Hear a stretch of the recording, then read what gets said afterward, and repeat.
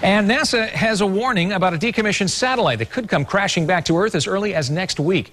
Statistically, there's a 1 in 3,200 chance someone could be hit by one of the 26 pieces expected to survive re-entry. And as Dan Harris reports, officials don't know where the debris from the 6-ton satellite will fall.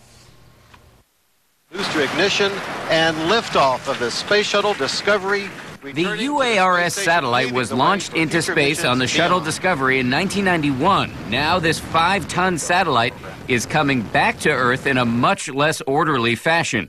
Discovery Houston, you are go at throttle up. It's set to crash into our planet as early as September 24th, and nobody knows where. Overnight, NASA told us they won't know where until 2 hours before the satellite enters the Earth's atmosphere, when it will be hurtling toward us at 5 miles a second. Here's a look at the possible target range. Pretty broad. 57 degrees north to 57 degrees south.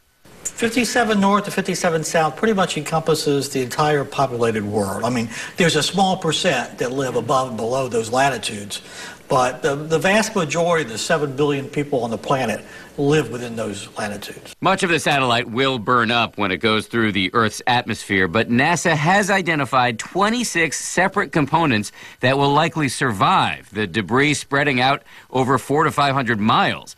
Anybody who was alive and watching the news back in 1979 will remember the widespread fears over Skylab, which weighed 15 times more than the satellite we're worried about right now.